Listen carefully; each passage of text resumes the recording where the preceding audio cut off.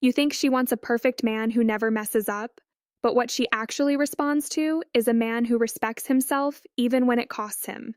You think love is earned by proving you're enough, but the moment you start performing, you start losing.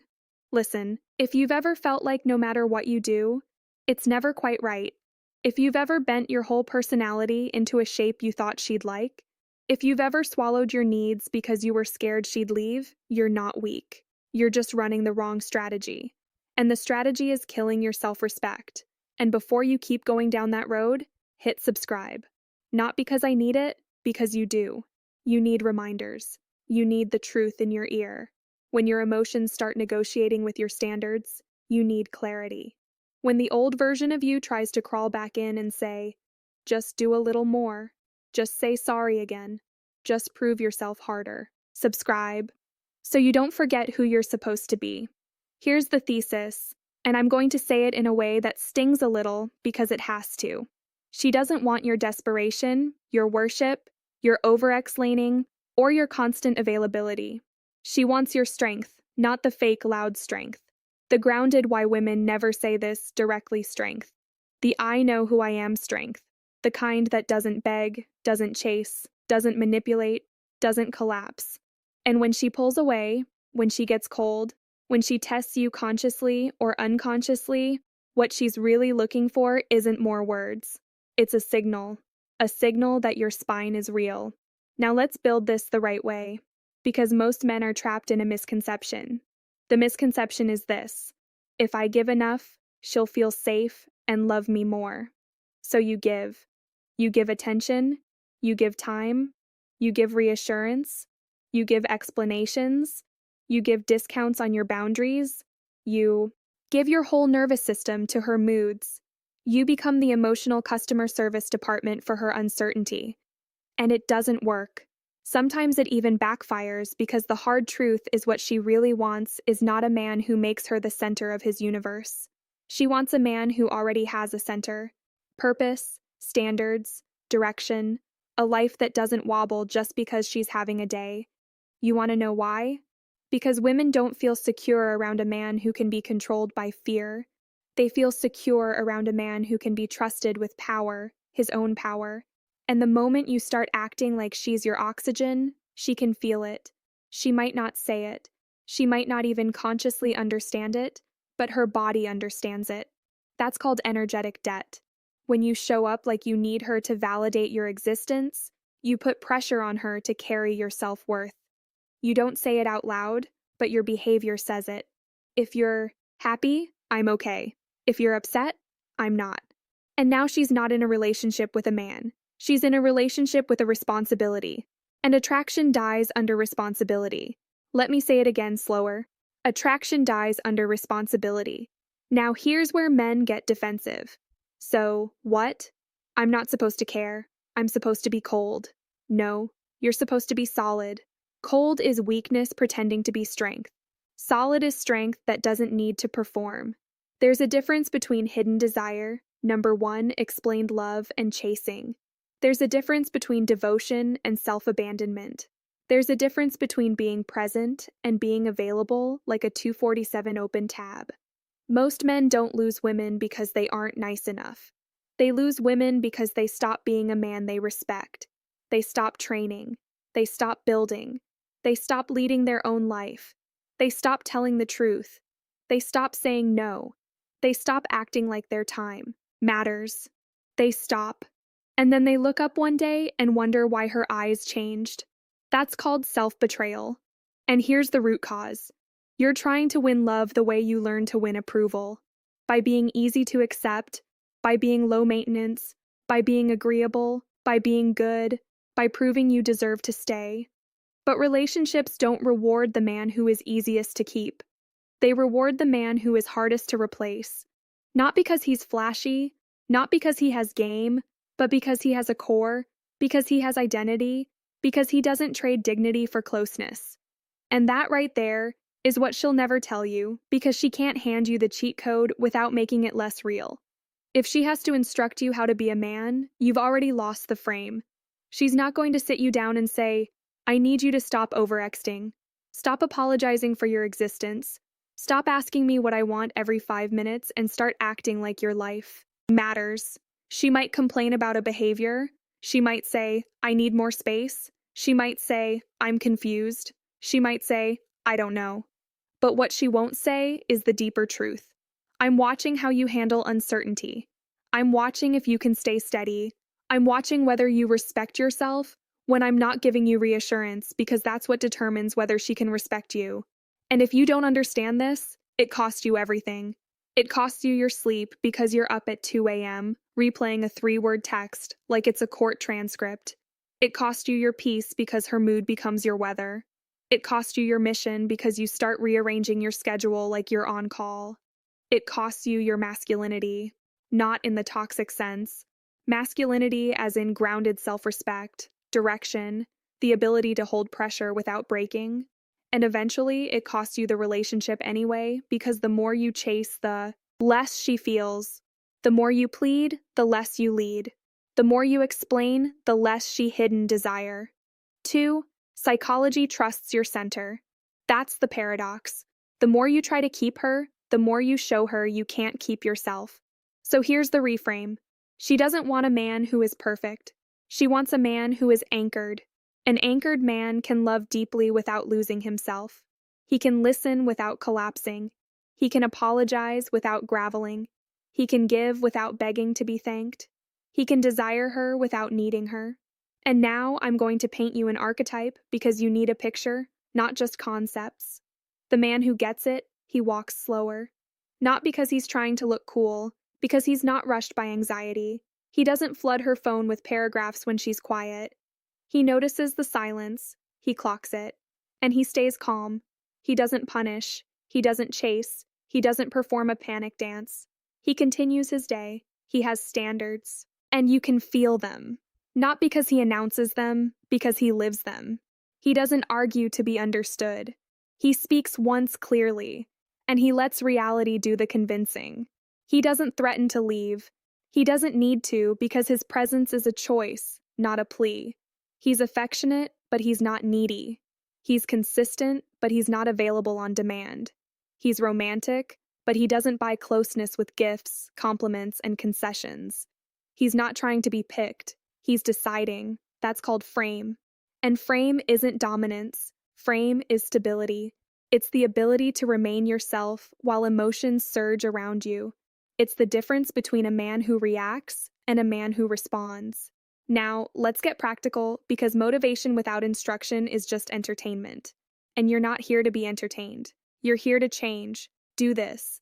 When she pulls back, you don't chase. You don't interrogate. You don't send 5 follow-ups. You don't write a dissertation explaining your intentions. You do one simple thing. You stay respectful. And you stay busy. If you need to communicate, you say it clean and you stop talking. You say, seems like you need some space. I'm here when you're ready. And then you mean it. Not I'm here like a doormat. I'm here like a man with options, a life and a spine. Stop this. Stop treating her uncertainty like an emergency. Stop rewarding coldness with extra effort. Stop overfunctioning for the relationship while she underfunctions. Stop negotiating your boundaries because you miss her. Stop acting like your feelings make you entitled to her attention, because entitlement is the fastest way hidden desire. Number 3, emotional meaning to become unattractive. Redirect. Redirect your energy into 3 places: your body, your purpose, your brotherhood, your body. Because strength is a language. When you lift, when you run, when you fight for conditioning, you are teaching your nervous system that pressure is survivable, that you can suffer on purpose, that you can delay gratification, that you can hold your own frame, your purpose, because men without purpose become emotional beggars. If she is the highlight of your week, you are already behind. She should be a part of your life, not the reason you have one. Your brotherhood, because isolation makes you fragile. When a man has no counsel, no honest friends, no tribe, he turns his woman into his therapist, his coach, his mother, his mirror. And that's not love. That's need. That's called emotional dumping. Now, boundaries. Because every man says he wants them, but most men only enforce them when they're angry, and anger boundaries are weak boundaries. Real boundaries are calm. Here's what you do. You decide what you tolerate, what you negotiate, and what you walk away from. Then you live like you mean it. If she disrespects you, you name it once. If it continues, you remove access, not as a punishment, as a consequence. If she lies, you don't work through it with a woman who won't take accountability. You don't try to teach integrity, you leave. If she plays games with other men for attention, you don't compete. You don't argue. You don't try to become more impressive. You step back and you let her have her circus, because you are not auditioning for the role of man she might finally appreciate. And yes, this means you might lose some women. Good. Because the goal isn't to keep every woman. The goal is to become the kind of man who only keeps what matches him. Now let's talk about the part nobody wants to hear. If you're constantly afraid she'll leave, it's usually because deep down you think she's better than you. Maybe she's prettier than any woman you've had. Maybe she has more options than you. Maybe you're still trying to prove you're worthy. That's called pedestal placement. And when you place her above you, you place yourself below you. You become a servant in your own story. Get off your knees. Not literally, spiritually, because self-respect is not arrogance. Self-respect is alignment. It's when hidden desire shush her for. Most men miss your actions match your values. It's when you stop saying things you don't mean just to keep peace. It's when you stop tolerating what breaks you just to avoid loneliness. Loneliness is not the enemy. Loss of self is the enemy. Now, I'm not telling you to be heartless. I'm telling you to be honest. Honest about what you want. Honest about what you won't accept. Honest about your standards. Honest about your time.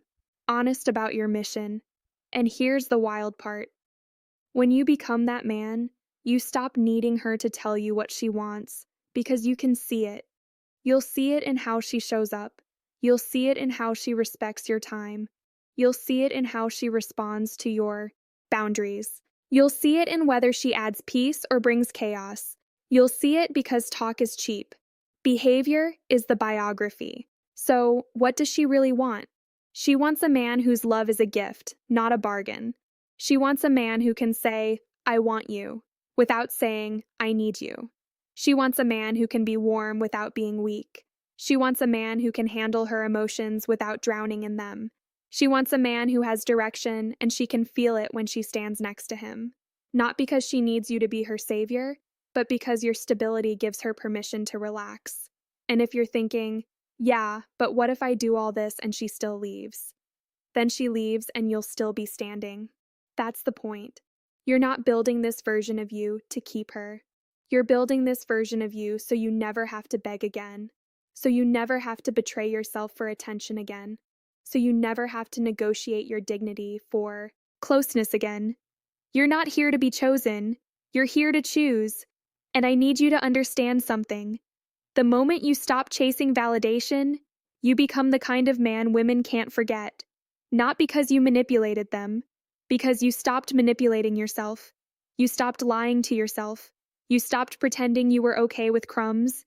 You became whole. Now tighten the sequence. Here's what you do starting today. You stop over-exting. If she's interested, she'll meet you halfway. You stop long explanations. Say it once. Let her react. You stop apologizing for having standards. You stop trying to fix her feelings.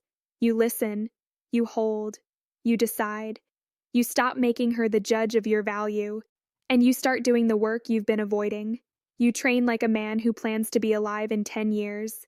You build your skill set like your future family depends on it. You handle your money. What you should do as a man like you, respect yourself. You clean up your environment like you're not a boy. You speak directly. You leave faster when respect disappears. You stop negotiating with red flags because you're lonely. That's called maturity. And maturity is attractive because it's rare. Most men want comfort. Most men want quick reassurance. Most men want the easy yes. Most men want to be liked. But you're going to want something better. You're going to want self-respect. Because when you have self-respect, you don't have to play games. You don't have to guess. You don't have to stalk her social media like an investigator. You don't have to ask your friends what her 3-hour delay means. You don't have to spiral. You become a man who can sit in silence and still feel powerful. Presence versus panic, reality versus fantasy, strength versus performance. And if she's the right woman, she'll feel that and she'll move toward it. If she's not, she'll try to test it, mock it, or destabilize it. She'll call it cold, she'll call it distance, she'll call it you changed. Let her, because you did change. You didn't become worse, you became clearer. And clarity is dangerous to people who benefit from your confusion. So let me end with an identity reset. You are not here to audition for love. You are not here to convince someone to value you. You are not here to beg for basic respect. You are not here to abandon yourself to keep someone close. You are final advice and motivation, the standard. You are the leader of your life. You are the answer. And if you want more of this, more truth, more clarity, more hard reminders when your old habits start whispering, subscribe. Because this isn't motivation. This is recalibration. This is you coming back to yourself. And if you've been feeling like you're the only one trying to live with standards in a world that rewards weakness, you're not alone. You're with us now. You're with men who are done negotiating their dignity. You're with men who are building a life that doesn't collapse when someone's attention changes.